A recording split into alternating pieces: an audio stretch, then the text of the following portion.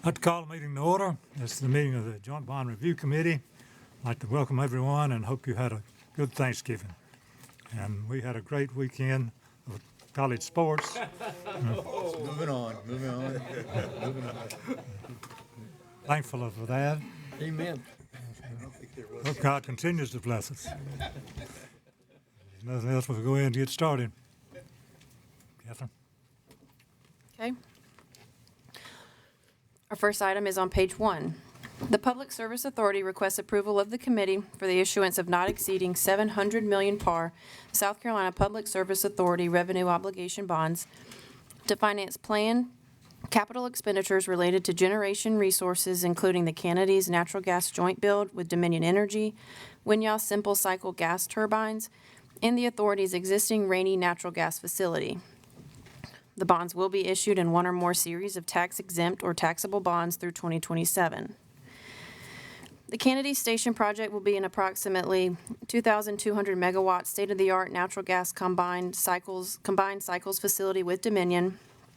On October 31st, 2025, Dominion and the authority signed an agreement on the joint project to comprise 3 one-by-one combined cycle natural gas units with a commercial operation date planned for mid-2033.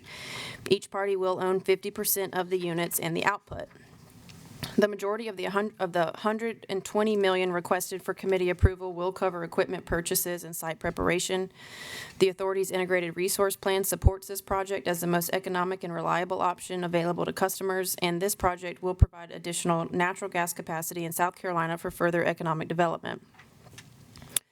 The Winyah Generation Station, located in Georgetown County, will have 2 aeroderivative combustion turbine LM6000 units installed. The units will provide approximately 108 megawatts of peaking capacity with a target commercial operation date of December 2027. The $293 million currently requested for committee approval will fund the total project cost. The Rainy Generating Station combustion turbines 2A and 2B, located in Anderson County, will be converted to a combined cycle configuration through the installation of a heat recovery steam generator. The project is expected to add approximately 165 megawatts of incremental summer capacity with a target commercial operation date of January 23, 2028. The authority is also upgrading the Rainy combustion turbines 3, 4, and 5, as well as the Rainy Power Block 1 combined cycle. The $272 million requested will fund the remaining capital expenditures associated with these projects. The conversion and upgrades will add over 250 megawatts of capacity to the system by 2028. The proposed bonds will be issued pursuant to the authority of and in full compliance with the authority's master resolution. The proposed bonds will be payable solely from and secured by a lien upon and pledge of the revenues on a parity basis with the lien and pledging securing revenue obligations issued pursuant to the revenue obligation resolution. Senior to payments required to be made from or retained in the revenue fund to pay operation and maintenance expenses and payments into the capital improvement fund. The revenue obligations, including the proposed bonds, will neither constitute an indebtedness of the state nor any of its political subdivisions. Neither the state nor any of its political subdivisions are liable for the revenue obligations, nor are they payable from any funds other than the revenues of the authority pledged to their payment. The proposed bonds are expected to mature from December 1st, 2028 through December 1st, 2062. The authority expects issuance of the proposed bonds to result in an increase in existing annual debt service of approximately $45 million. Based on current financial projections, the authority anticipates revenue sufficient to produce debt service coverage in the range of 1.37 to 1.44 times from 2026 to 2028. Outstanding debt as of November 5th, 2025 is $8.4 billion and would increase by approximately $700 million as a result of the proposed bonds. The authority reports that debt to capitalization ratio is expected to stay steady at 78 to 79% through 2028. While cash on hand levels have declined during the rate freeze period, the authority presently and foreseeably has sufficient bank credit facility capacity to provide sufficient liquidity. Based on current bank credit facility capacity, days cash on hand is expected to range from 102 to 120 days during the 26-28 period, while days liquidity is expected to be in the range of 311 to 400 days during the same period. The committee is asked to review and approve, reject, or modify the South Carolina Public Service Authority's request to issue not exceeding 700 million par South Carolina Public Service Authority revenue obligation bonds for the purposes described in this submission. Thank you. Someone with Santee Cooper come forward. Good afternoon, sir. Will you explain what all she said and put that in Gaffanese and explain the arithmetic?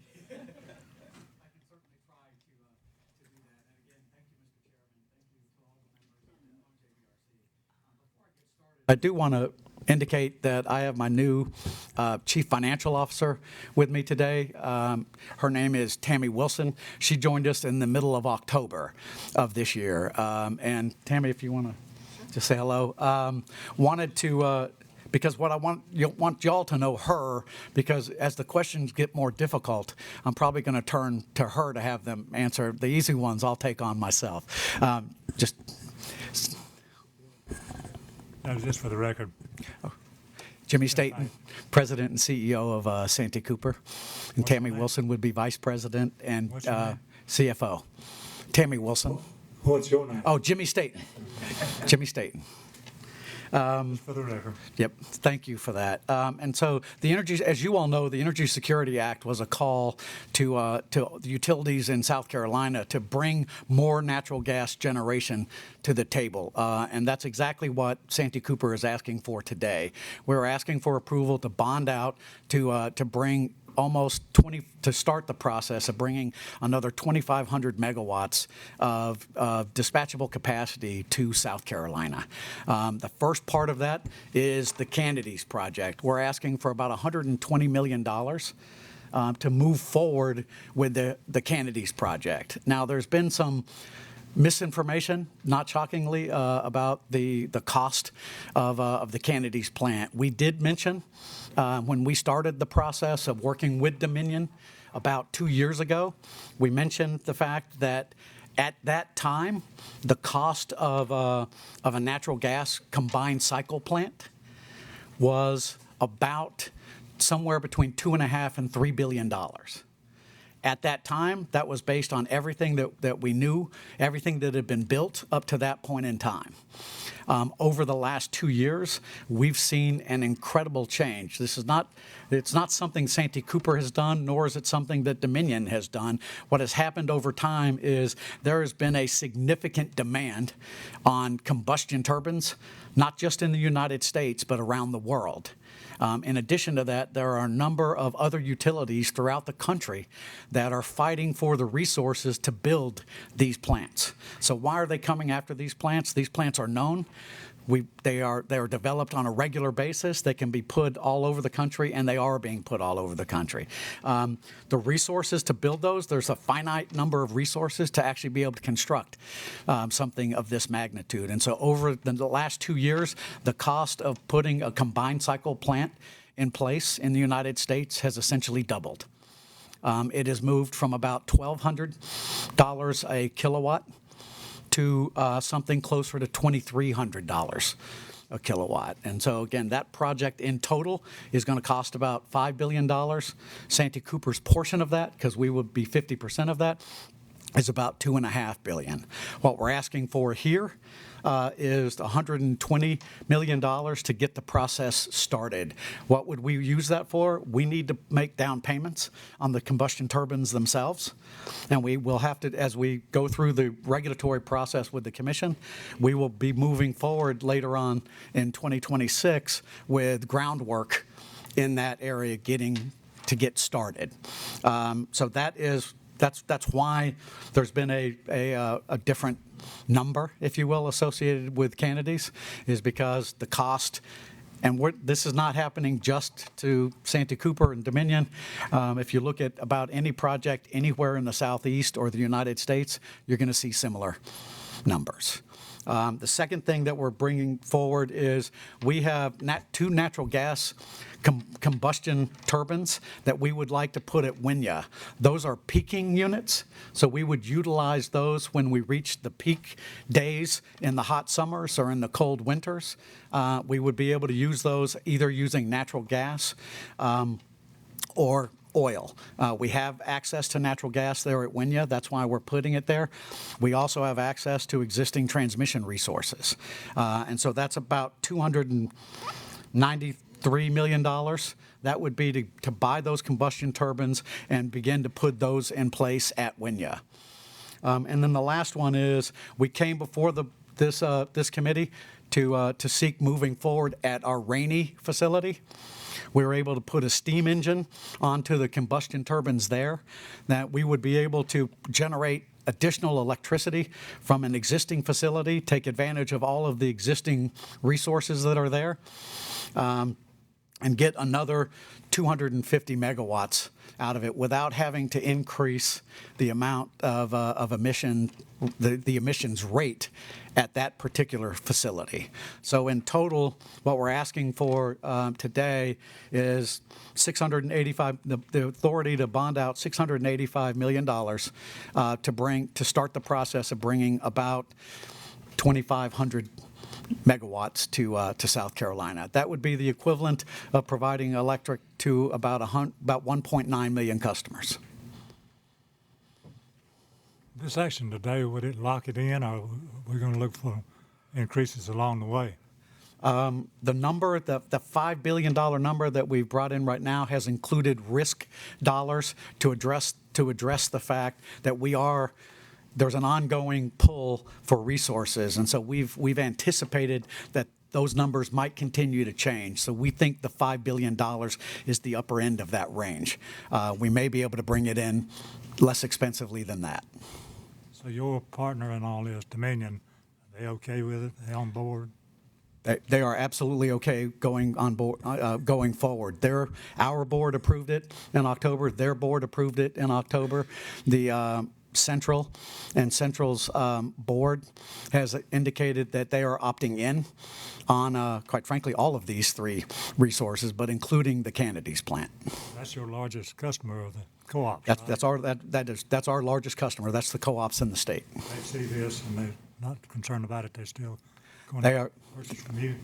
We've shared with them the costs here. They've worked with us on those costs. They understand what those costs are, just like we do, and that there's a need for this. There's a dire need for this capacity, and irrespective of the change, the different price, it is still what our integrated resource plan and what Central's integrated resource plan would indicate as the best resource for us to make an investment in. Red Metals power bill, is it going to increase? Specifically to these dollars, there could be minor increases. In total, Santee Cooper, we have a plan to invest about $10 billion over the next 10 years, and we think we can do that while only seeing rate of inflation type of increases over time with electric prices. So now, with regard to Kennedy's, if we move forward with these dollars, if that question is, at what point is this going to become problematic for us? We anticipate that between now and 2028, between us and Dominion, we will spend about $1.5 billion. Only about 10 to 15% of that. So let's say $150 million to $200 million of that would be subject, we wouldn't be able to mitigate that amount. The rest of it is all associated with equipment.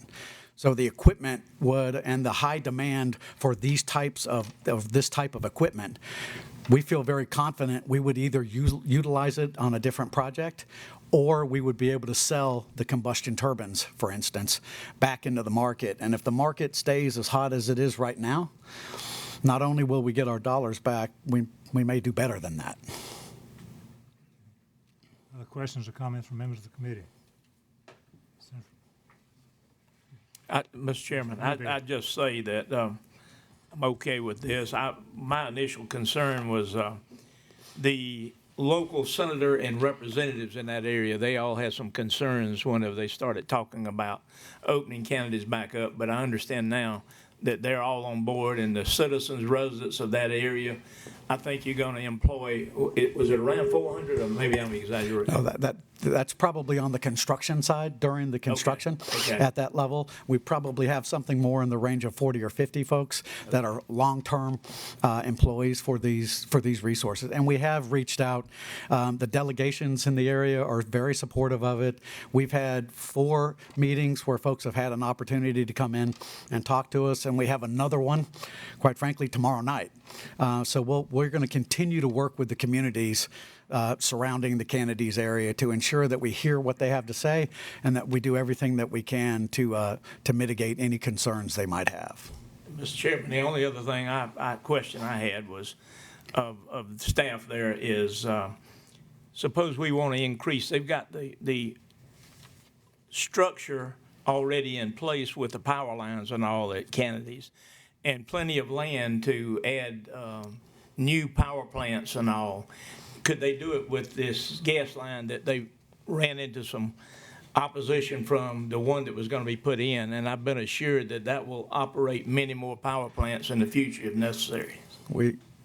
It absolutely will. That was one of the primary criteria when Dominion and Santee Cooper were working together to bring natural gas to that facility, is that it not be just limited to that facility. It has about 4 times the capability as what we would need to run the Kennedy's plant. So there's opportunities for further investment in natural gas facilities in that area, and quite frankly, for economic development in that area. If you bring more natural gas, generally what I find, if you bring more natural gas to rural areas, you see economic development sprout up.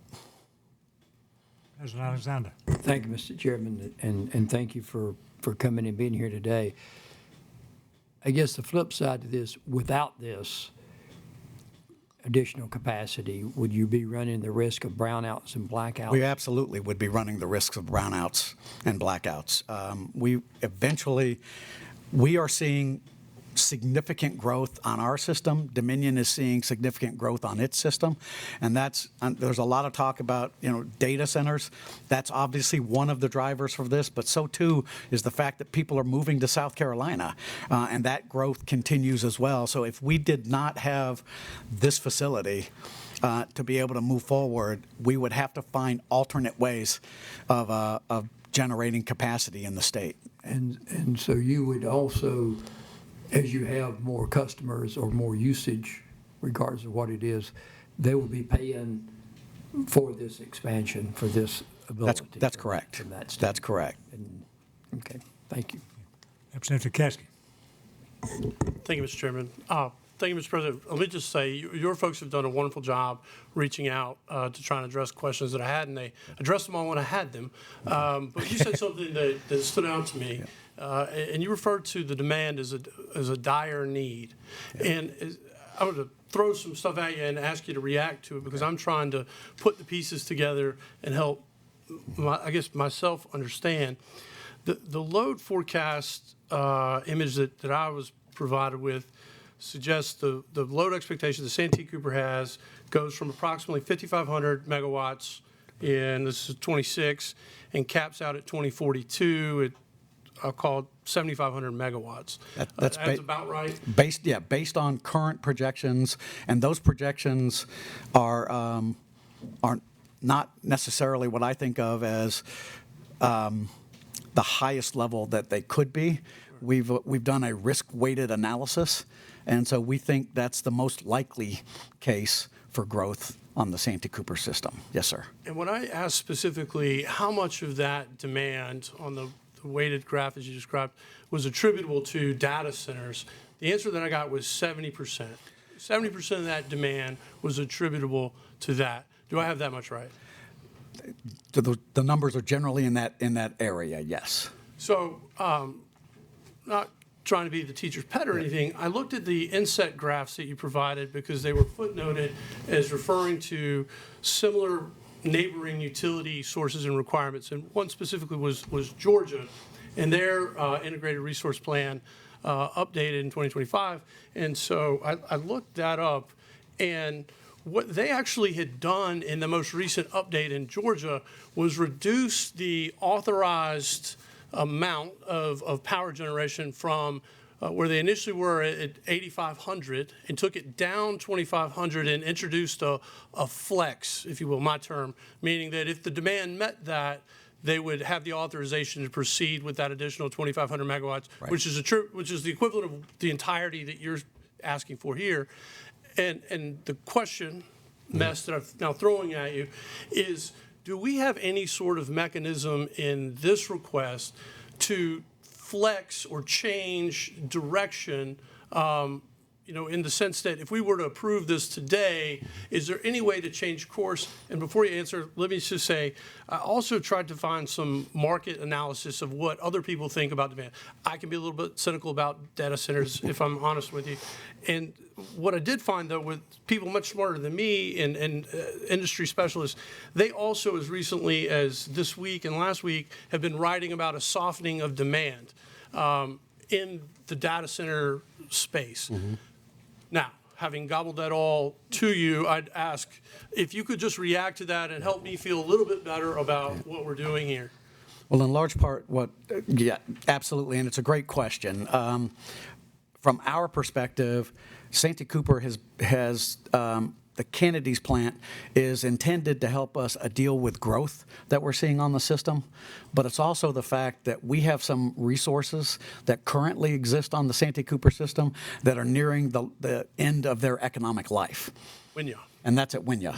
So that's 1,200 megawatts. And so what would happen if, let's say, we saw something abysmal happened, and we saw absolutely all growth just drop off the edge of the world, we would still need 1,100 megawatts in order to serve the needs that Winya currently serves for us today. Because Winya is over 50 years old. We're talking about bringing this facility in service by 2032. That's another 6 years out. Winya will truly be essentially at the end of its economic life. And we have to plan as though the federal requirements aren't always going to be as favorable for us as they are today, right? So let me ask this then.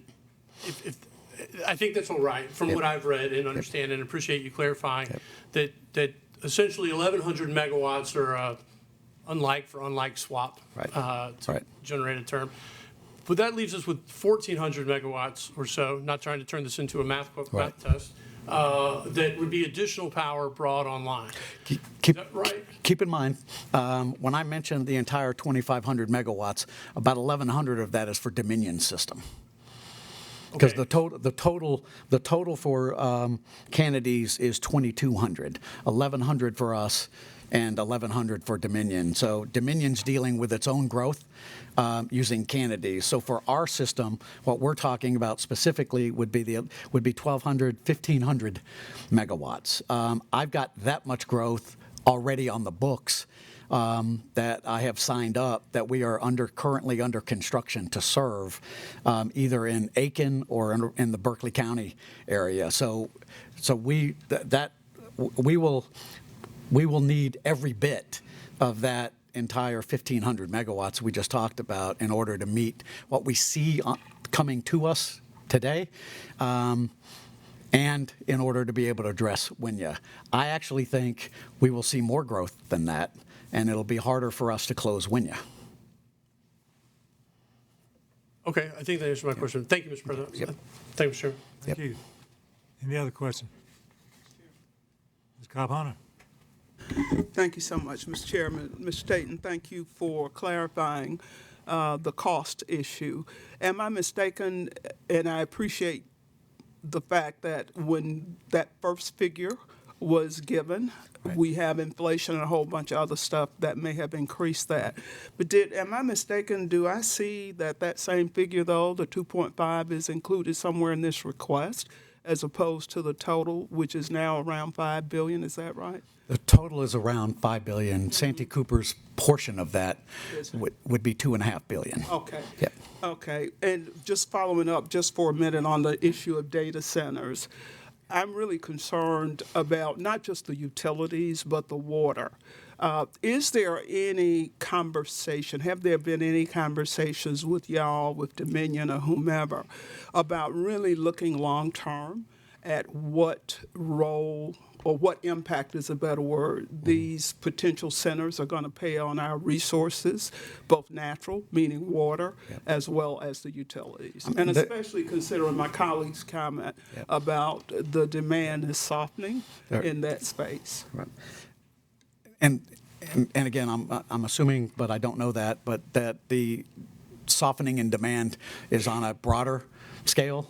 Quite frankly, I've not seen that softening of demand here in South Carolina, but I'm also not saying we couldn't see that happen. But yes, we have had dialogues with and continue to with the large data companies as to how do we manage all of this growth. One of the things that Santee Cooper did was we established a large load tariff, so that the large load customers, and that would be all large loads that come onto the system, that they will pay a different rate than what my residential and commercial customers would pay, so that we could protect those customers from some of the facilities that would have to be constructed to meet things like the data center load that is coming onto the system. So from that kind of infrastructure, I look at that as we've got a great opportunity to build some modern technology, a modern technology grid with someone else paying the lion's share of it and protecting our residential commercial customers. On the water side, the governor has put together a group looking at water resources in South Carolina in general, and this is an area of concern because there's a huge water pull. There are what called closed loop systems that you can use so that you're not constantly having to pull water out of the ground or out of rivers in order to be able to cool these systems. And I know some of the data centers are working with those types of technologies so that they can reduce their impact both on the electric side and on the water side. And I encourage them to do that. Same thing that we did, quite frankly, with Kennedy's. A lot of times natural gas plants are water cooled. This particular plant is going to be air cooled, so that we're not putting a strain on the water system in South Carolina. Well, that's good to hear, and especially given Santee Cooper is a state-owned authority. I'm just glad that you're encouraged. I'm just wondering if there is more of a leadership role that Santee Cooper might play as our lead, as the only state, the co-ops are not state agencies. Right. I just think it would be helpful for y'all to give some thought to being able to allow those of us who are not, this is not our area of expertise, to have some comfort that somebody who is expert at it has looked at it. And what I'm saying is, perhaps there may be, are you a part of that committee that the governors put together? I am, and Santee Cooper is, yes. Good. And y'all are looking at both, it's dual, both water and utilities. Not as much on the utility side for that one. That's more just on the water side. Could you, since you are at the table, would you consider speaking to it not just as water, but as utilities, because it's going to take both, as opposed to us coming back later after the fact and saying, oh, by the way, we need to look at what impact this would have on utilities. Does that make sense? Am I making sense? It does. And again, Santee Cooper, we want to do what is best for South Carolina. Right. And so if we can play a role in ensuring that we balance the water implications and the infrastructure implications for the state, that's a little bit of who we are. Yeah, so. That would be especially helpful for someone like me who represents a lot of farmers. Orangeburg County is ag country, gateway to agriculture, and this water issue is one that people are really paying close attention to. Absolutely. Just before I end, let me, if I may, go back to your comments and your testimony about Kennedy's and the request that's before this committee. You talked about the approval process, and I'm just curious as to whether or not, I know we passed legislation, but does the PSC have a role still in approving? Because I'm trying to figure out if we are putting the cart before the horse, and that is giving permission by action of this committee for you to spend money that for a project, two projects really, Winyah as well as Kennedy's, that has not received PSC approval, or am I missing something in that? Well, let me say, we are subject, as Santee Cooper, we're subject to the Siting Act, just like the other utilities in the state. So if we want to put a generating station in place, we have to go through the commission process, and we will be doing that jointly with Dominion. That filing will happen on December 15th of this year. We can't wait, quite frankly, to spend some of these dollars to reserve our place in line for combustion turbines.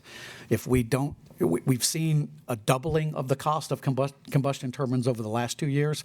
I don't see that changing. Again, I think by moving forward, putting down payments on those costs we will be able to get back over time. Even if the commission decides this is not the right resource, we would be able to then move forward and, or not move forward, we would be able to sell those combustion turbines back into the market. So I don't think there's significant risk that the committee needs to be concerned about. In addition, the Energy Security Act specifically identified the project at Kennedy's as something that we needed to continue to advance, and so that's what we're attempting to do here. And I'm aware of that. My only point is whether or not this committee ought to be concerned with some using this action as a precedent, that projects can move forward before the Public Service Commission has signed off on them. Thank you for your comments. Thanks. Thank you, Mr. Chairman. Thank you.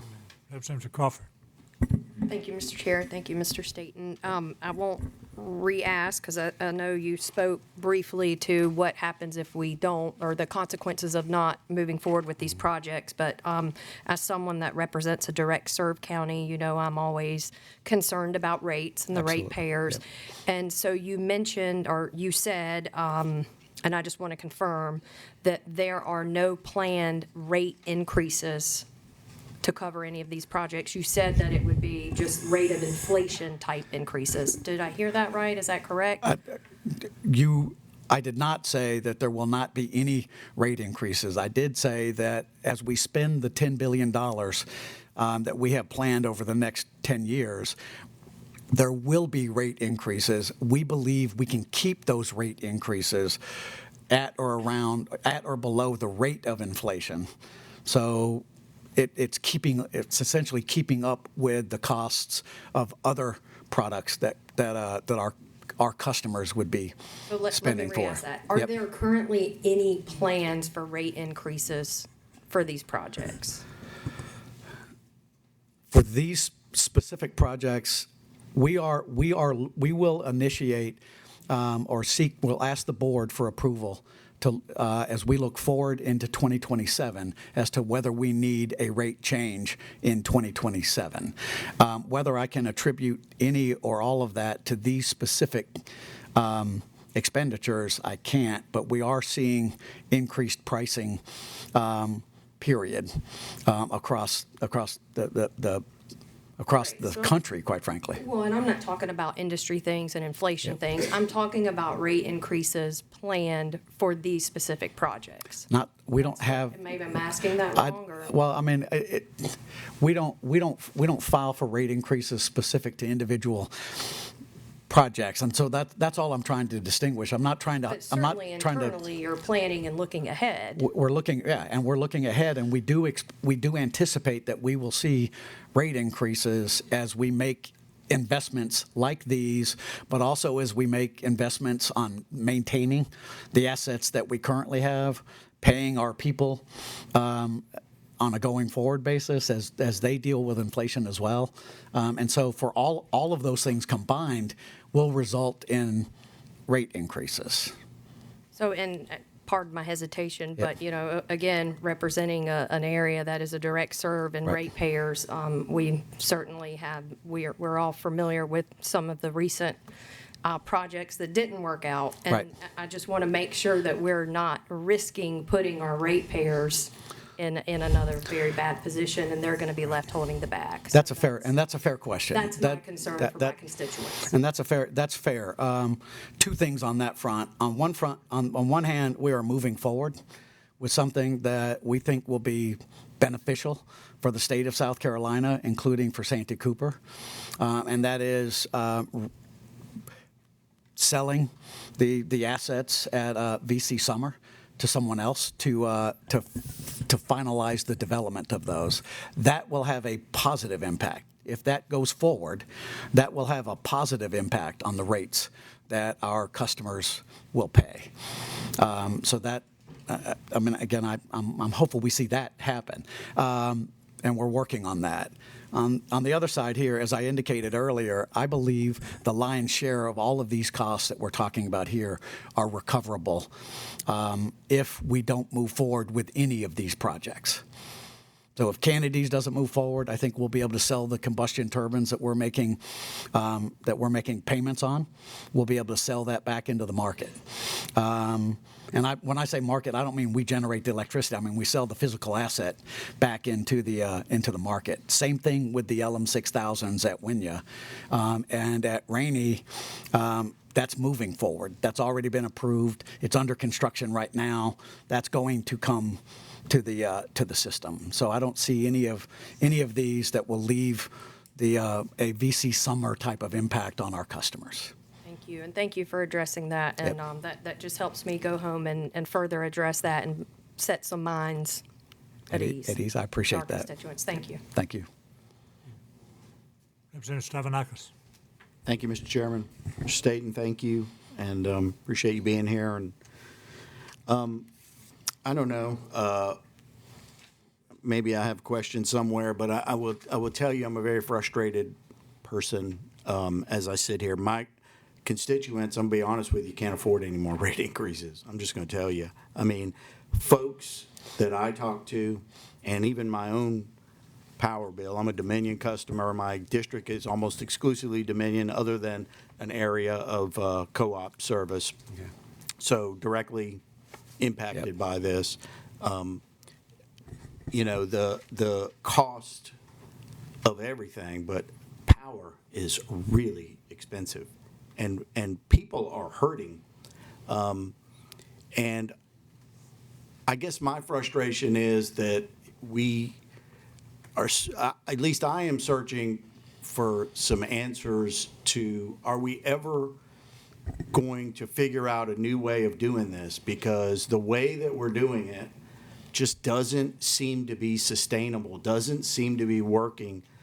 This process we have for building these big, expensive plants and the cost that we pass on to the consumer. I have so many constituents that cannot afford any more, much less, I cannot afford what they have now, much less any more. And that's on top of the cost increases they're seeing in everything across the board in their daily lives. And so, you know, I certainly don't want brownouts and blackouts. People need power to live, to work, to function, to take care of their families, to run their businesses. Of course, we heard that before. We heard back in 2007 that we were going to have blackouts and brownouts if we didn't build VC Summer. We didn't build it, and we didn't have blackouts and brownouts. And I understand a lot has changed, and I'm not saying I don't believe that that's a problem. I do believe that availability of power is an issue moving forward. Of course, I also am not convinced that it's not out there other places to buy. I don't know what that means price-wise, though. So, I mean, I guess my frustration is that we're we seem like we're doing the same stuff again that has led us to a point where cost of power is just very difficult for the average consumer to budget for and afford. I wonder a couple of things. The cost of these turbines that you're talking about that has gone so crazy, are these exclusive to this kind of power generation, gas powered? So, and you mentioned that people are doing this across the country. And around the world. Okay, Yes. so what's going to happen to the cost of the gas that powers these turbines if everybody is doing that? And how has that been factored into the estimates that you, and I guess you can't speak for Dominion, but I'm guessing they're doing the same thing. Right. They're trying to tell their ratepayers, their board, what to expect moving forward. So what can we expect if everybody is going to be drawing on the same power source? It seems logical to me that that power source is going to get more expensive. It could, or it may or it may not. In large part, it depends.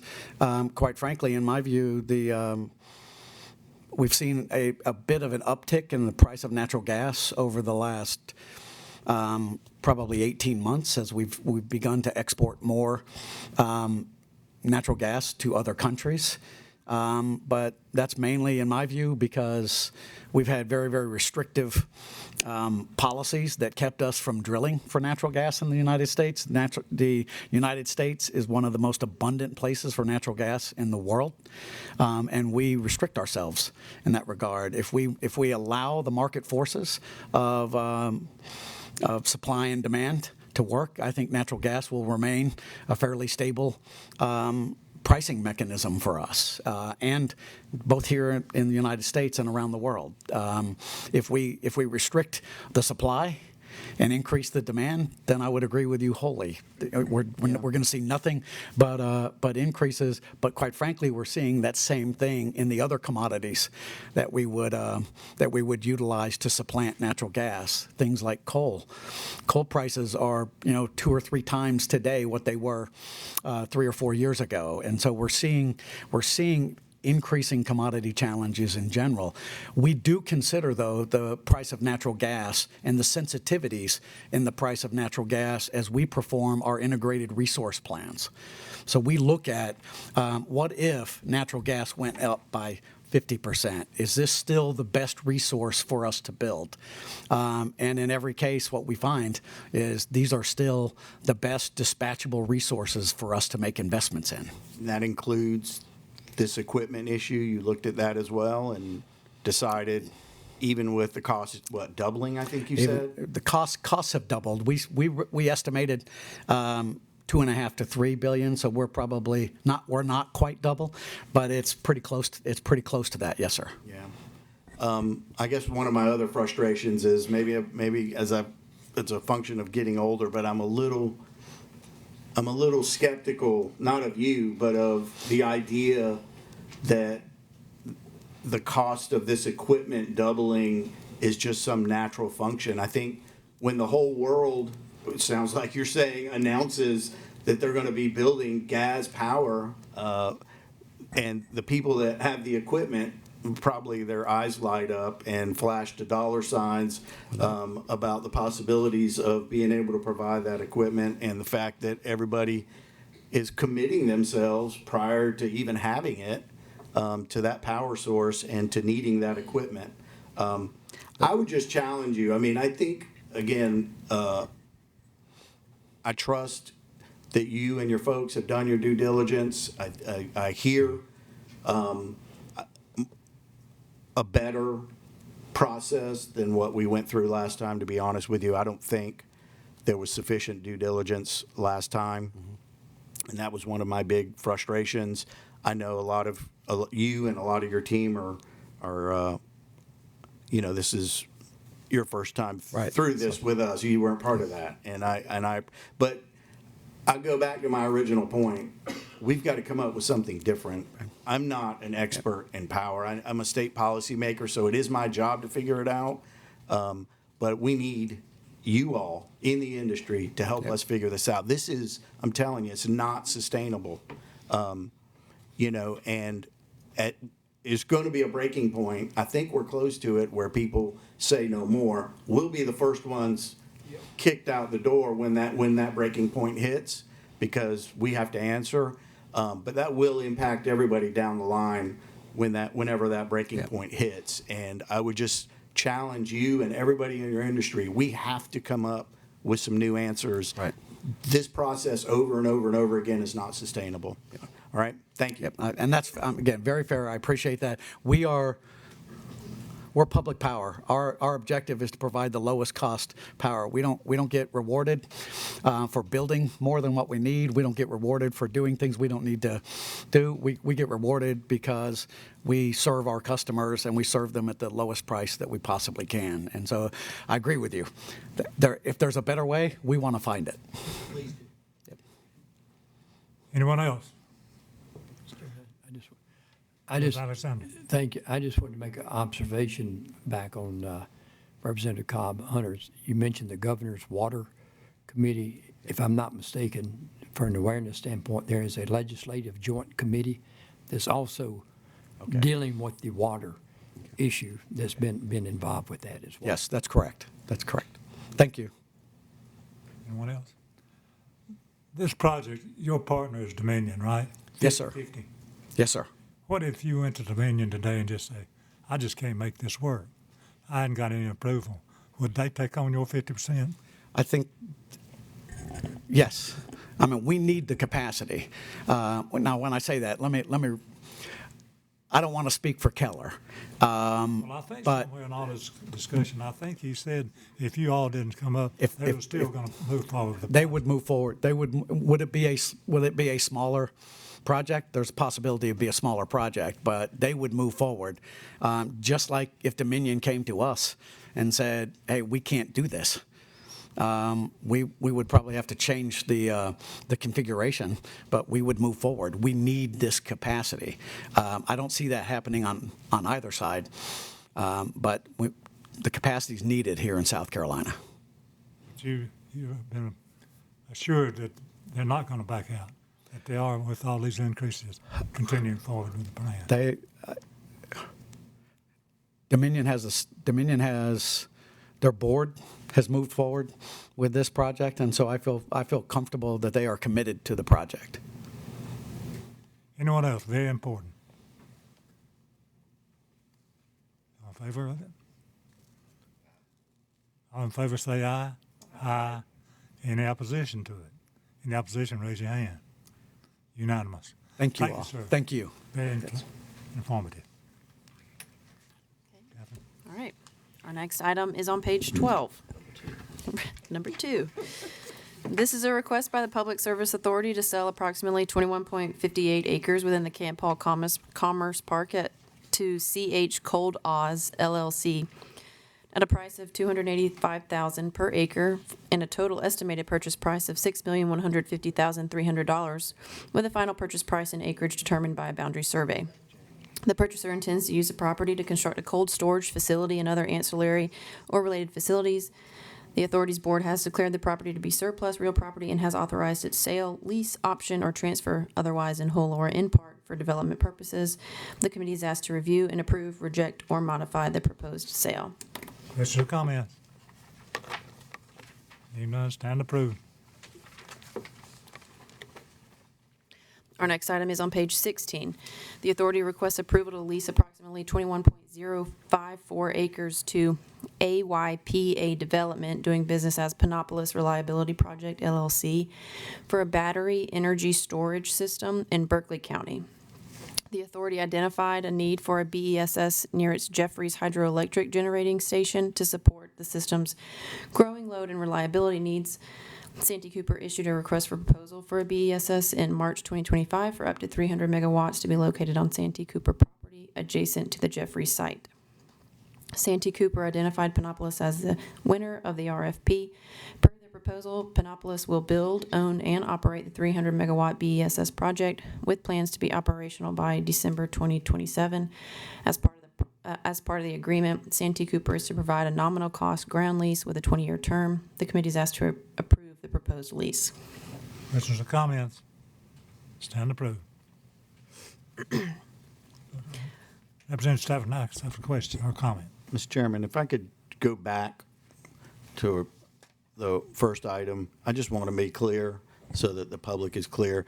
We didn't approve with that vote any rate increases. We gave authority to move forward with that project, but there's a separate process through the Public Service Commission for rate increases. I just want to make sure, obviously, we all anticipate that, you know, the action has the possibility of affecting rates, but I just wanted to make sure it was clear on the record that our actions weren't related to any approval of rate increases. Those go to a separate body and will be handled per South Carolina law. Thank you, sir, and I appreciate you making that crystal clear. Yes, sir.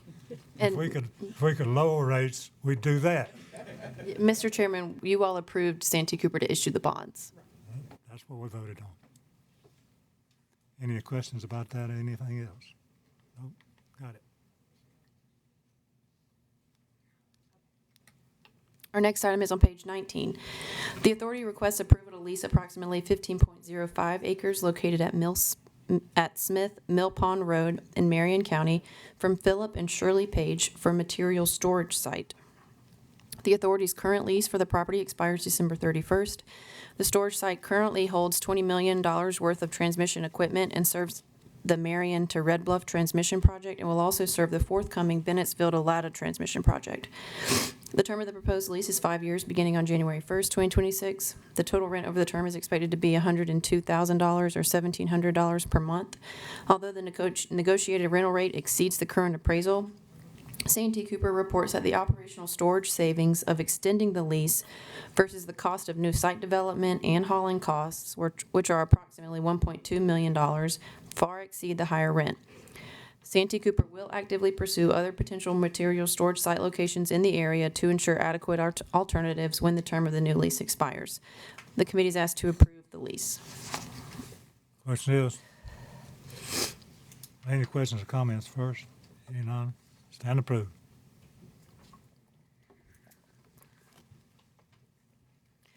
Our next item is on page 22.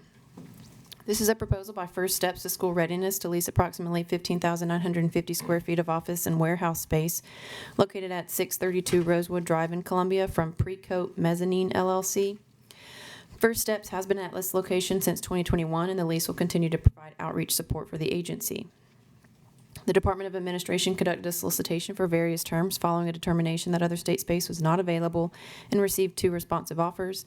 This location was the lowest option when considering moving and IT costs.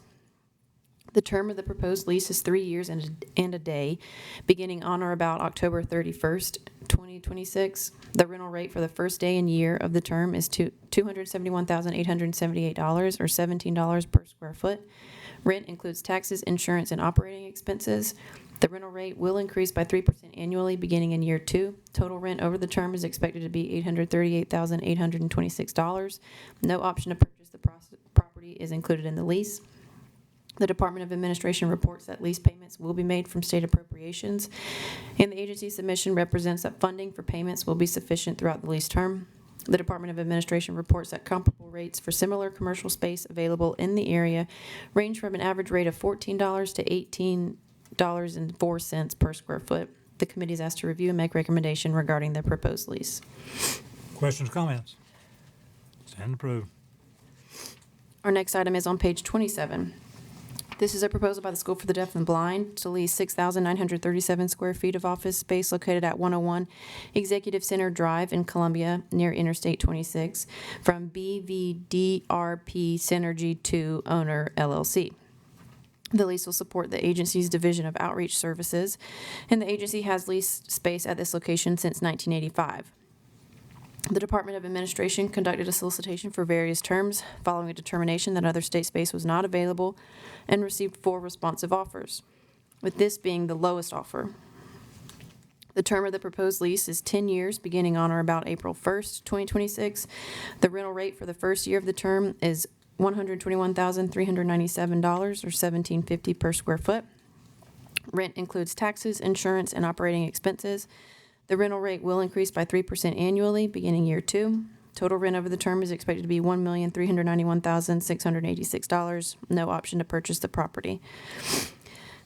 The Department of Administration reports that lease payments will be made from state appropriations, and the agency's submission represents that funding for payments will be sufficient throughout the lease term. Comparable rates for some similar commercial space available in the area range from an average rate of $17.75 to $19 per square foot. The committee is asked to review and make recommendation regarding the proposed lease. Questions or comment? Approved. Our next item is on page 33.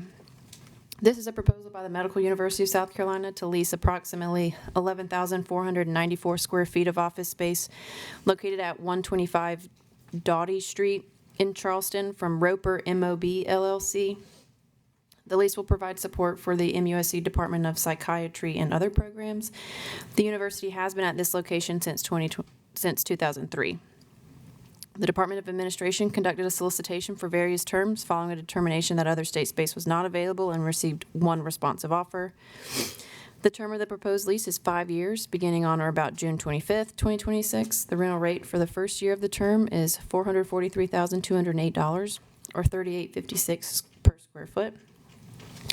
Rent includes taxes, insurance, and operating expenses. The rental rate will increase by 4% annually beginning in year 2. Total rent over the term is expected to be $2,400,560. No option to purchase the property is included in the lease. Lease payments will be made from institutional commitment funds, and the university's submission represents that funding for payments will be sufficient throughout the lease term. Comparable rates for similar commercial space available in the area range from an average rate of $40.25 to $45 per square foot. The committee is asked to review and make recommendation regarding the proposed lease. Questions or comments? Stand approved. Our next item is on page 38. This is also a proposal by MUSC to lease 1,143 parking spaces from the city of Charleston, located at the southeast corner of Fishburne Street and Haygood Avenue in Charleston. The lease will provide support for MUSC's parking management for employee and student parking. The university has leased parking spaces at this location since 1997. The Department of Administration conducted a solicitation for various terms following determination that other state space was not available and received 3 responsive offers. The selected location was the lowest option. The lease term is 3 years plus 2 additional 1-year options for a total possible term of 5 years. The lease is expected to begin on or about June 1st, 2026. The rental rate for the first year of the term is $715,838, or $52.19 per space. Rent includes taxes, insurance, and operating expenses. The university is responsible for securing and keeping the grounds clean, which is estimated to cost $95,000 annually. The rental rate will increase based on the CPIU, capped at 3% annually beginning in year 2. Total rent over the term is expected to be $3.8 million. No option to purchase the property is included in the lease. Lease payments will be made from parking revenue funds, and the agency's submission represents that funding for payments will be sufficient throughout the lease term. Comparable rates for similar commercial space available in the area range from an average rate of $85 to $177 per space. The committee is asked to review and make recommendation regarding the proposed lease. Questions or comments? Stand approved.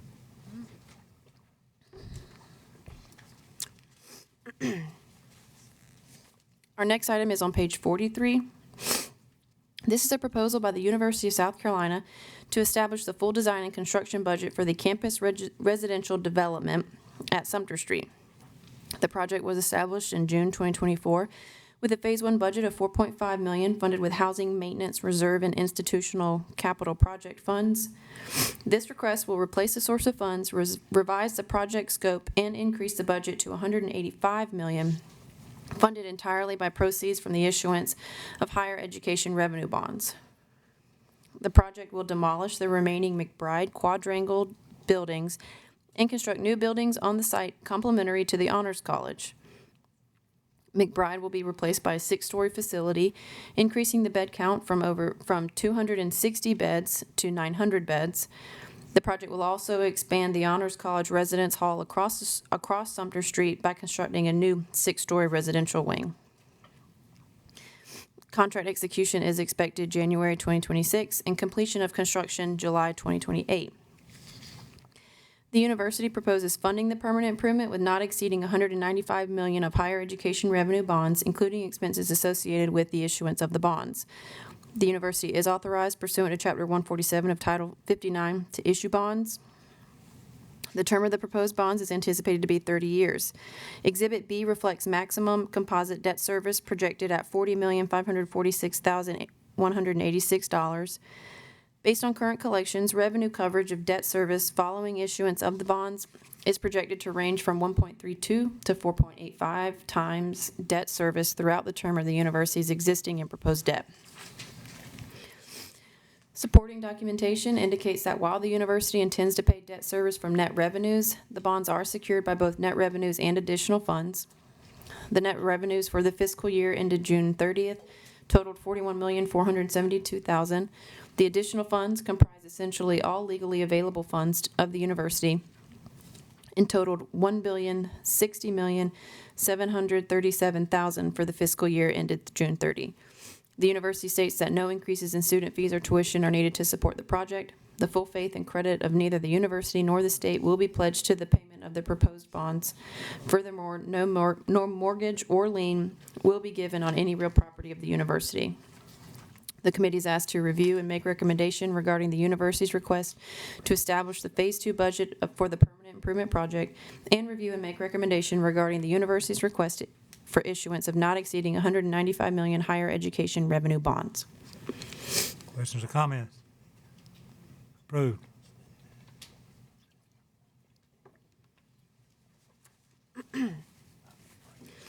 Our next item is on page 52.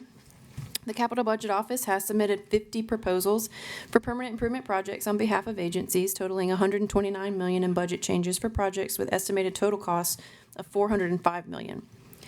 33 items totaling $5.8 million in budget changes are proposed for consideration en bloc. The committee may wish to dispense with reading these items unless any member has a question or an objection. Any objection? Hearing none, what's the next item? Okay. The next items are permanent improvement projects to receive full review starting on page 54. This is a proposal by the College of Charleston to make interior renovations to the Berry Residence Hall. The request is to increase the Phase 2 budget to $23 million, funded by auxiliary housing revenues. This is the final phase of an annualized project. The phase will include, among other things, the residence hall, fire, life and safety, and security system upgrades. The facility is a 183,514 square foot building constructed in 1989 and was last renovated in 2003. The renovated facility will provide housing for honors college residents and other students, and the first floor will be used for support programs and activities. Contract execution for this portion of the project is expected May 2026 and completion of construction in August 2027. No student fees will be increased as a direct consequence of the project. Our next item is on page 56. This is a proposal by the College of Charleston to construct an addition to the Bernard Elliott House. The request is to increase the Phase 2 budget to $7,450,000, funded by capital improvement project funds and donation funds. The project will complete full interior and exterior renovations to provide a new centrally located home for the Student Success Center and will demolish 2 existing structures. The renovated original structure will contain various meeting and office spaces. The building addition will integrate modern infrastructure, including a passenger elevator and ADA-compliant restrooms. No significant improvements have been made to the building in over 37 years. Contract execution is expected December 2025 with completion of construction December 2026. No student fees will be increased as a direct consequence of the project. Our next item is on page 60. This is a proposal by South Carolina State University to construct a new convocation center. The request is to establish the Phase 1 budget at $1.3 million, funded by student housing improvement funds. The project will demolish Staley Hall and the Smith Hammond Middleton Convocation Center and construct a replacement facility. The new building will include classrooms, office space, and other support spaces. Will also serve as a convocation center. Full project estimate is $65 million to be funded by appropriated state funds requested in the FY 26-27 budgetary process. process. However, if additional funding is not received to complete the project, it will not move forward as there is not an alternative fund source contemplated. No student fees will be increased as a direct consequence of the project. I think there've been some questions about this, Chairman Bannister. Yeah, Mr. Chairman, I understand making plans. I think this was maybe the fifth project on their priority list. And I have a question about spending $1.3 million, understanding that they do not have the funds committed yet, and they would be abandoning the project if they didn't get the funds. Hopefully not demolishing the buildings before funding was available. It just seems a little premature to spend $1.3 million studying a project that the funding's not available for, with the idea that if you didn't have the funds, you would abandon that work at the end of this budget cycle. Maybe, is there anybody that can maybe explain the thought process on spending the $1.3 million on a... Just for the record, if you would give us your name and who you represent. Gerald Small, CFO. Yes, sir. Thank you. This is an appropriation from last year to start the AE design. So really, we were starting that AE design. So the demolition would not happen prior to appropriation. Is the uncommitted balance for this project the Convocation Center, or is that something else? You said the $1.3 million is coming from uncommitted balance of $4.82 million, Yeah. the student housing improvement funds. Mr. Yes. Chairman, if I could. Oh, go ahead, ma'am. Dr. Smalls, you had originally said that this tranche of funding is from state appropriations. The submission indicates that you guys are using other funds from the Student Housing Improvement Fund, That's not correct. state appropriated funds for this phase. State appropriation funds are not going to be available till February.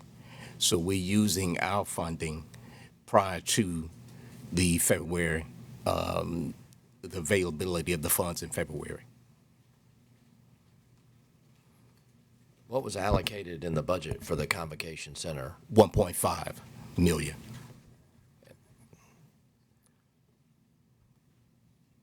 If you spend the 1.5 on the design and cost estimates, and then the remainder of the funds aren't available this year,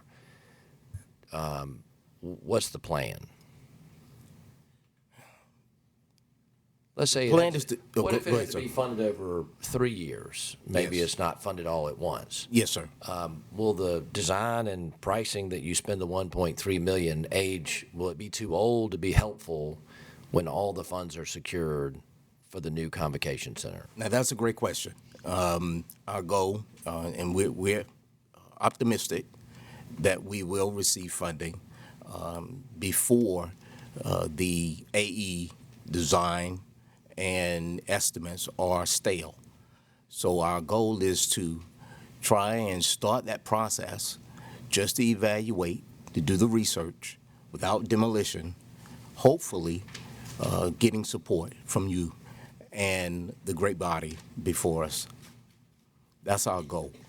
So if you're just doing engineering designs, I understand that. Then you've got those designs, they're good for however long you want to hold on to them. As you start spending money on cost estimates and actual demolition, I think then you maybe get ahead of yourself. Seems like you'd be getting ahead of yourself. Is this really just for the design, or is it for designing something else? Our major goal was design, to start that process on the design. Okay. And you're not going to demolish anything until you actually have the money to replace it? We have people in those buildings. No, sir, we're not going to demolish them too. Okay. Thank you, Mr. Chairman. Any other questions or comments? You okay with it? You okay? I think you'll see them again, Mr. Chairman. I figured so. Thank you, Next. Dr. Smalls. Thank you. Our next item is on page 61. This is also a proposal by South Carolina State University to construct a replacement library. The request is to establish Phase 2 at $30 million, funded by appropriated state and capital reserve funds. The project will include constructing a new 50,000 square foot library at the site of the recently demolished Manning and Branham Halls. The replacement library will provide a new flexible facility with multiple study and collaboration areas. The current library was constructed in 1968, and the university will undertake a study to determine its future use or demolition. Contract execution is expected February 2026 and completion of construction June 2027. No student fees will be increased as a direct consequence of the project. Our next item is on page 65. This is a proposal by Piedmont Technical College to renovate the library and student engagement center on the Greenwood campus. The request is to revise the scope and establish Phase 2 at $12,795,684, funded by capital reserve and appropriated state funds. The project was established to renovate the upstairs of the existing building and creating collaboration and study space, as well as a workforce engagement and training area. The scope revision request will expand the renovation by adding renovation of the downstairs, which includes faculty offices and additional student engagement space.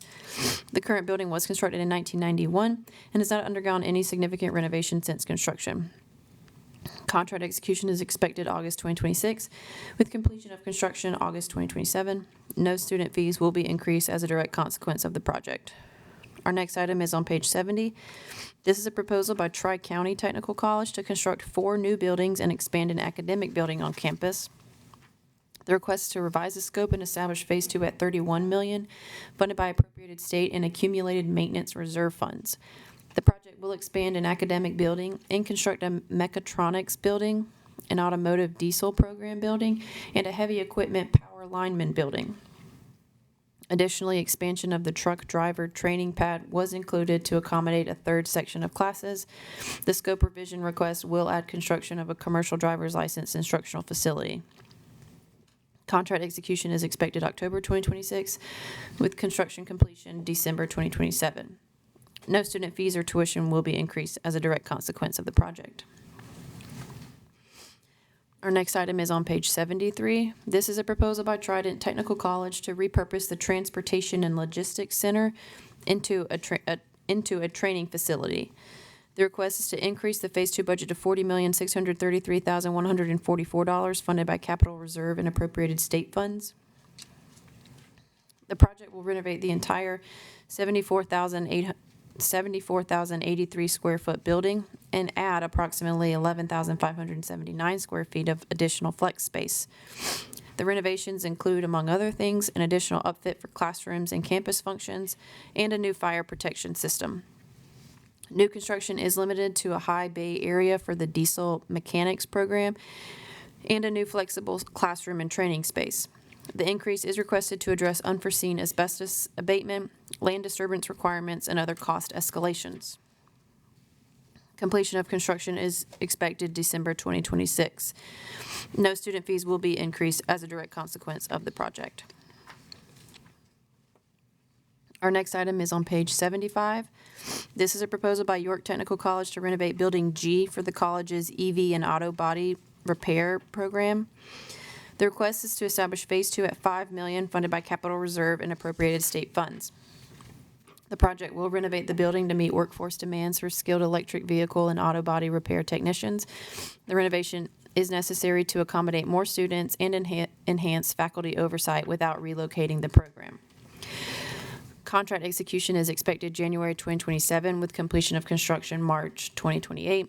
No student fees or tuition will be increased as a consequence of the project. Next item is on page 87. This is a proposal by the Department of Veterans Affairs to replace chilled water fan coils through the Campbell Veterans Nursing Home. The request is to establish Phase 2 budget at $5,495,390, funded by capital reserve and appropriated state funds. The fan coils are past their expected useful life and are beyond basic maintenance repairs. Contract execution is expected July 2026, completion of construction February 2027. Our next item is on page 88. This is a proposal by the Department of Veterans Affairs to construct a second committal shelter at the M.J. Dolly Cooper Veterans Cemetery. The request is to establish the Phase 2 budget at $1,540,863, funded by capital reserve and deferred maintenance funds. The project will construct a 900 square foot committal shelter Based on the current number of funeral services held at the cemetery, the current single shelter does not adequately support the demand. Contract execution is expected August 2026, completion of construction June 2027. Our next item is on page 89. This is a proposal by the Vocational Rehabilitation Department to repair and resurface parking lots at the Conway Center. The request is to establish Phase 2 budget at $1,031,915, funded by a state vocational rehabilitation services grant and appropriated state funds. The project will resurface and repair the existing parking lot and loading area at the center. Contract execution is expected March 2026, completion of construction September 2026.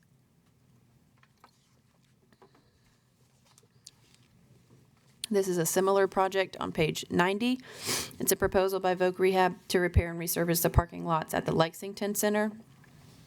The request is to establish the Phase 2 budget at $1,107,505, funded by State Vocational Rehabilitation Services Grant and appropriated state funds.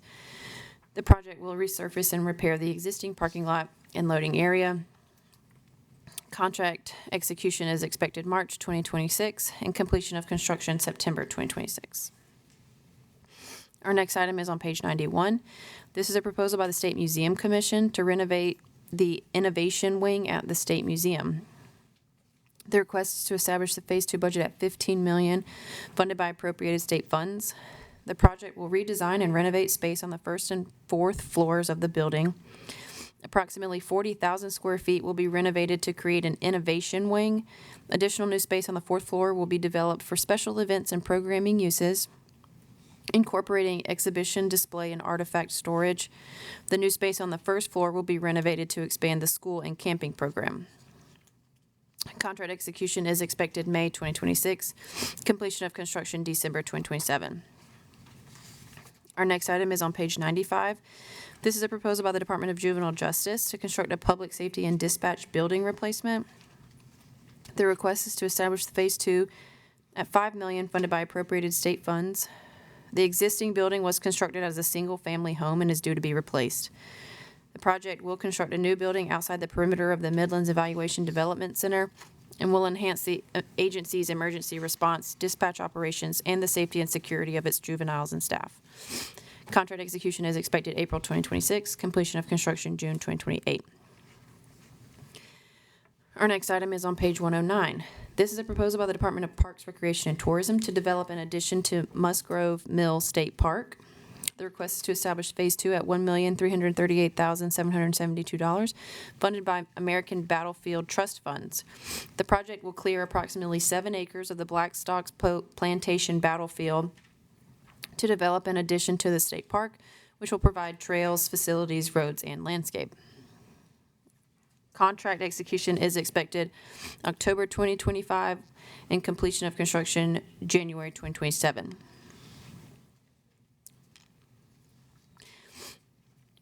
Our next item is on page 110. This is also a proposal by PRT to make road repairs at Hunting Island State Park.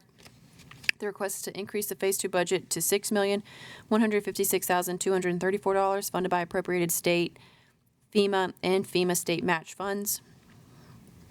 The project was established to make repairs and pave approximately 8 miles of road at the state park. The increase is requested to address additional repairs needed due to significant storm damage.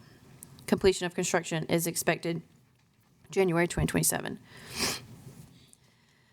Our last PIP is on page 111. This is a proposal by Patriots Point Development Authority to make pier repairs at the Naval and Maritime Museum.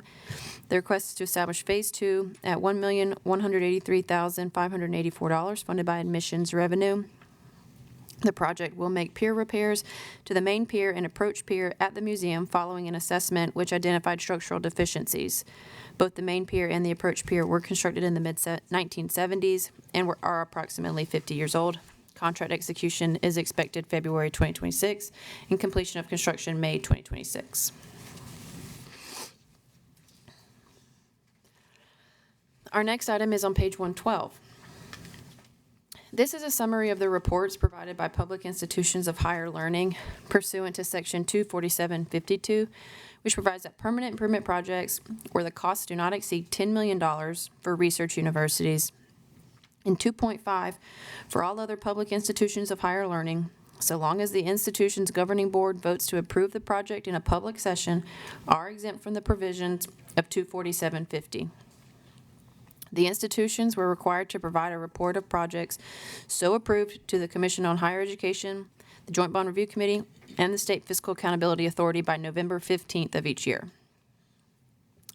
The committee received reports from Clemson University, the College of Charleston, Francis Marion, the Medical University of South Carolina, the University of South Carolina, and the State Technical College System, covering 34 projects totaling $100 million in total costs, which are summarized with this item.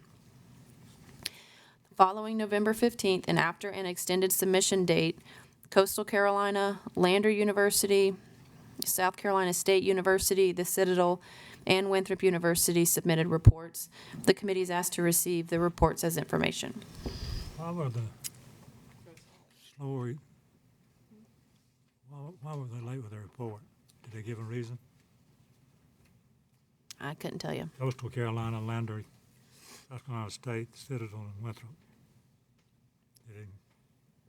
They did not submit timely reports, no, sir.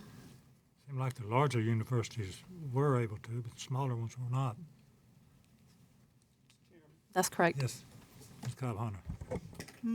There might be a resource issue. Not saying that it is, but just thinking. And my question is whether or not, do we have them from all of them now? Yes, Mr. Chairman, we have finally received reports from all of the universities.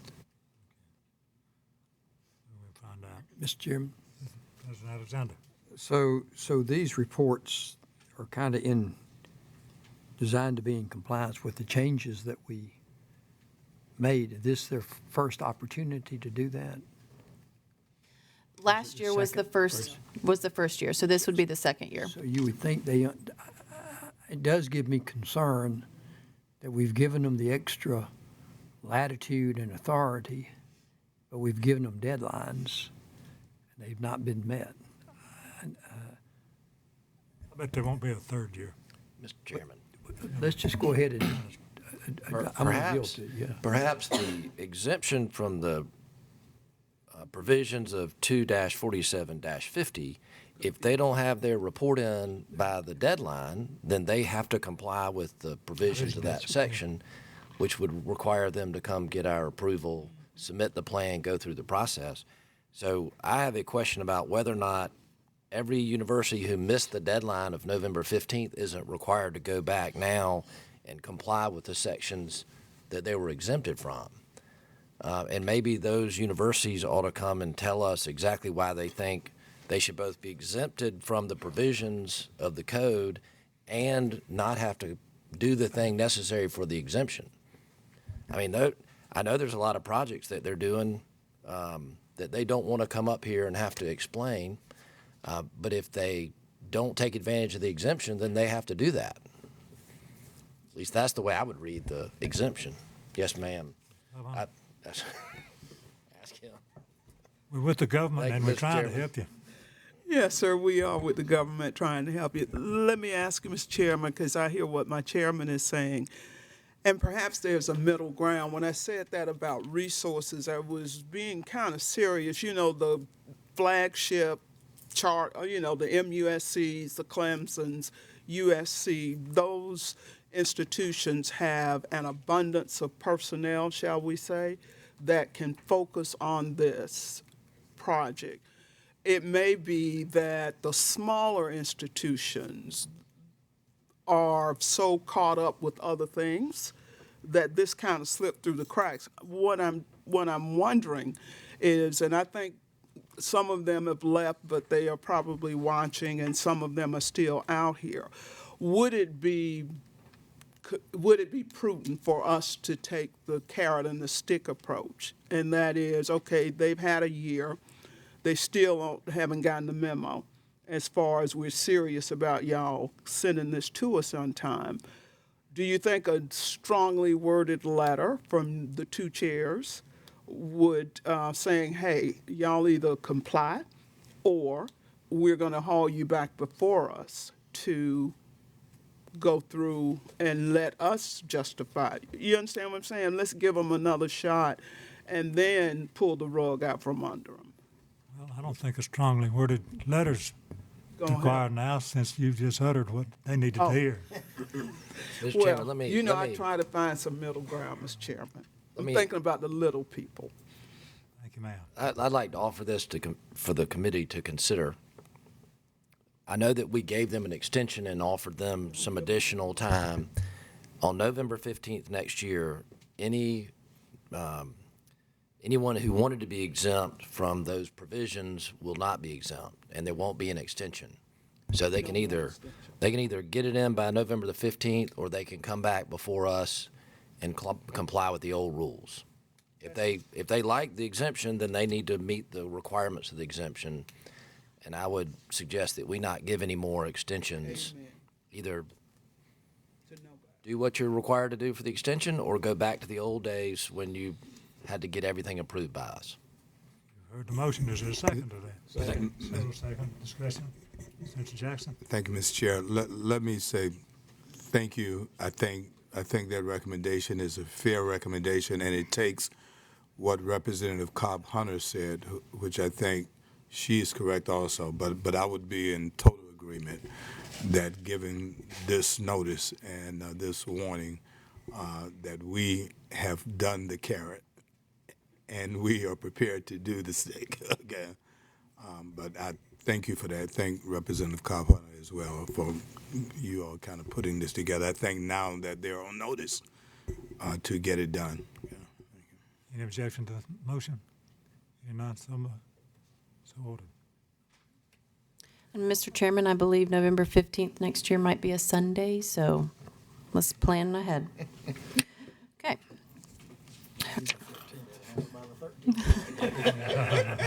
Yeah, we can get to the 16th. That'd be Friday the 13th for you, those y'all doing the math. All right, our next item is on page 115. As the state designated allocating agency for the federal low-income housing tax credit, the South Carolina State Housing Finance and Development Authority is responsible for the adoption of an annual qualified allocation plan in accordance with Section 42 of the Internal Revenue Code. Section 12.6.3795 of the South Carolina Code requires that any qualified allocation plan is subject to the prior review and comment of the Joint Bond Review Committee. Responsive to that requirement, the State Housing Authority has submitted a draft of its proposed QAP for 2026. The plan establishes, among other things, required documentation for applications, site requirements, applicant qualifications, limits on awards, market studies, tenant considerations, design criteria, and financial underwriting standards, and establishes policies and procedures for administration of the federal low-income housing tax credit and the state housing tax credit. Development of the plan includes a formal process of public input, which may shape the plan and its provisions. The plan integrates statutory requirements that, among other things, limit the state housing tax credit, refine the allocation of state ceiling to private activity bonds as related to multifamily housing developments, and provides requirements for establishment of uniform competitive criteria for awarding state tax credits and state ceiling to promote highest value and greatest public benefit. The State Housing Authority has included with the submission of the 2026 plan a summary of substantive changes as compared to the 2025 plan. Once the 2026 plan has received committee review and comment, it will be finalized and provided to the governor for his approval and signature. The committee is asked to receive the plan in accordance with the statute and provide comment as appropriate. Mr. Chairman. Ms. Cobb Hunter? Mr. Chairman, I have just a comment, just for the committee's benefit. You know, Mr. Richard Hutto is retiring, and I think he's here. This is his last JBRC meeting. He's so very glad that this is his last meeting, and I promised him that I would not ask him a bunch of questions and give him a hard time. He is looking forward to going and spending time with his beautiful granddaughter, Hazel. So I just want to say that for the record. We won't have Mr. Richard Hutto in front of us anymore. This is his last hurrah. Thank you, Mr. Chairman. Thank you. Thank you for pointing that out. Hope you enjoy your retirement. So we've received the plan. Any more comments about the plan? None received.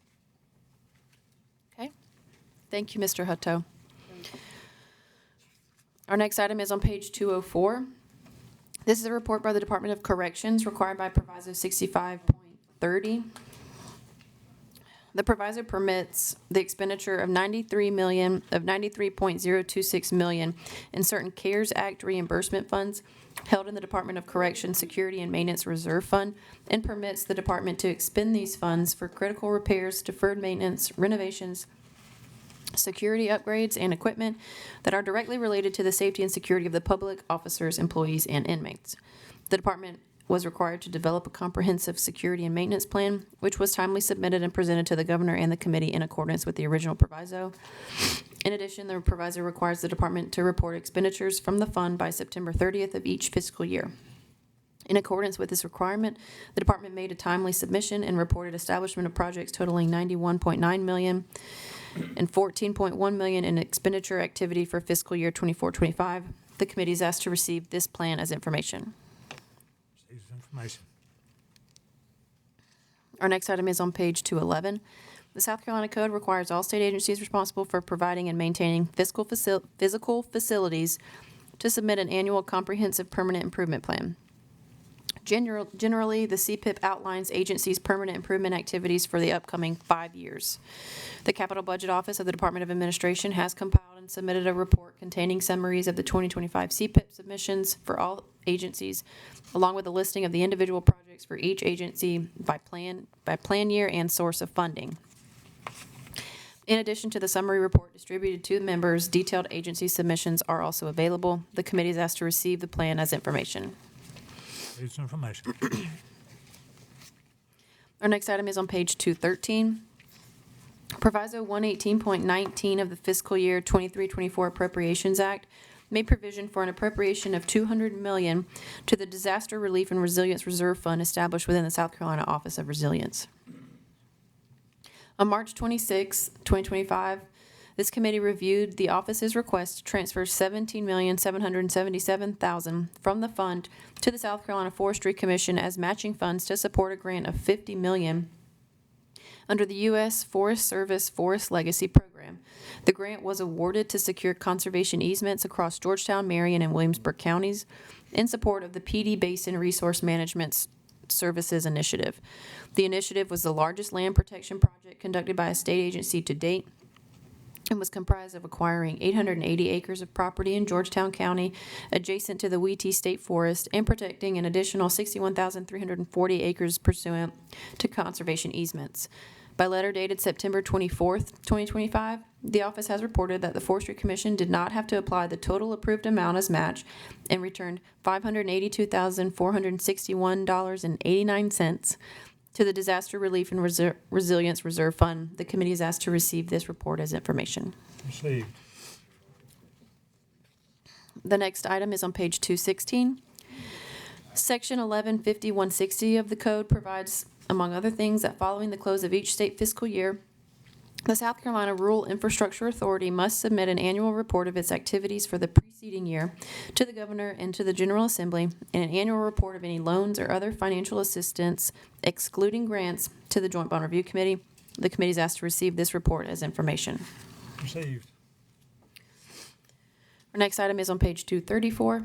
Act 3 of 2023 provided appropriations to the Department of Commerce in the amounts of $1,091,082,986 to defray costs of certain infrastructure and other improvements, and $200 million as a loan to the project sponsor for additional soil stabilization, each in support of Project Connect, now known as Scout Motors.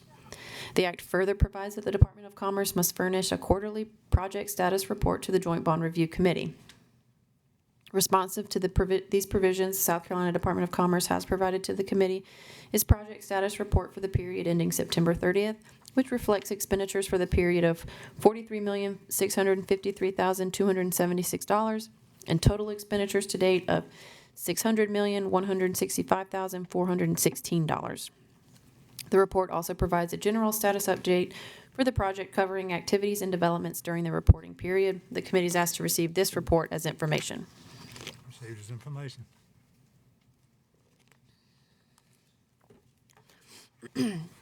Our next item is on page 236. Proviso 36.14 of the 24-25 Appropriations Act directs the South Carolina Department of Disabilities and Special Needs, now the Department of Behavioral Health and Developmental Disabilities, Office of Intellectual and Developmental Disabilities, to engage the services of one or more professional firms qualified to conduct facility condition assessments at each of the department's regional centers and provide a comprehensive plan with recommendations for their renovation, construction, reconstruction, or demolition.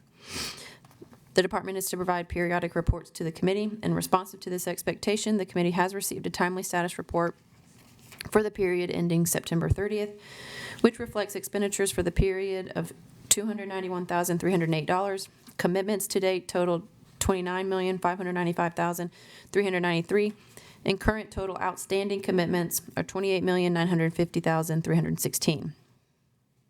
During the quarter, asbestos abatement in the Coastal Center buildings, Highlands 110 and Hillside 620, were completed, and renovation work began on September 29th. The third-party inspector for the Coastal Center Priority 1 and 2 projects has been selected. Asbestos testing on Highland 710 and 810 have also been completed. Design, development, and construction documents for 8 additional Coastal Center buildings are progressing, as are schematic design drawings for 7 PD's Priority 1 buildings and for 2 Salibi Center Priority 1 buildings. The department solicited for a construction manager as agent to review designs in accordance with the Department of Public Health standards for intermediate care facilities to ensure fit for purpose and to assist with on-site project management.